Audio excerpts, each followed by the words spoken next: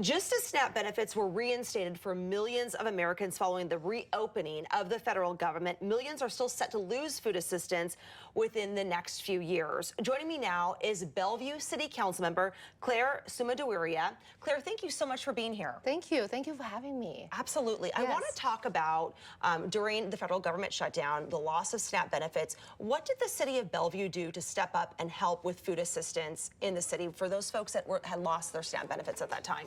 I felt, as a council member, I'm really proud our city has stepped up. By the way, right as it happened, we actually voted on giving $140,000 emergency fund right away. There's no question asked. And then we have nonprofit partners we know that can give out money as the fastest as they could to the family who needs the most.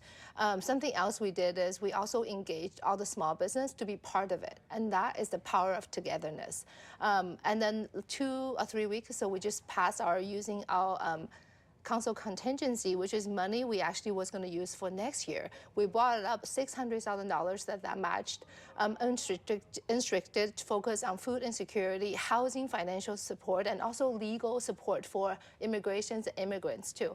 So this is a three-way of supporting our community to give back, and also with the group that needs the most right now.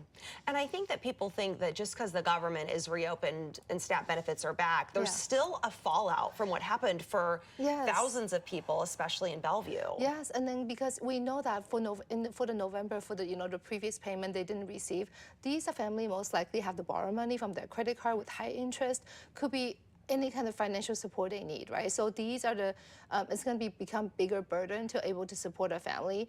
So for example, for our school district, we have over 4,000 actually family that's eligible for SNAP benefit. And that is a family that they're scared to go out sometimes. And most of them, they could be immigrants and refugees as well.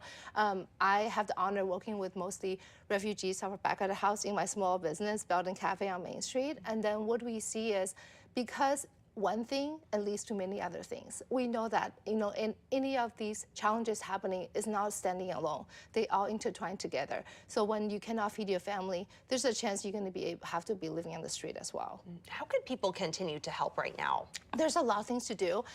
I believe that because other than the food insecurity, also, as you know, small business, we're going through a really hard time, especially the restaurant business. So something we are trying to create in Belden is we are encouraging our fellow restaurant owners to be part of this movement, giving back by supporting free meals, and then create a holistic way that we can help without providing any extra shame to the family. So something about them, one example is we are every $25 give people, our customer buys, we match that to feed a family with Bellevue Life Spring in Bellevue.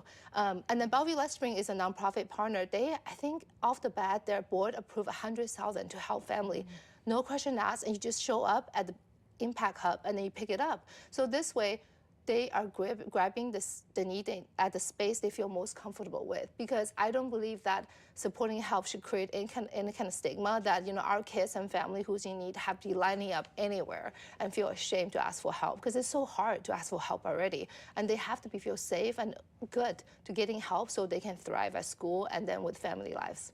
Yeah, it's so hard to be hungry and learn, right? Yeah, exactly. Right?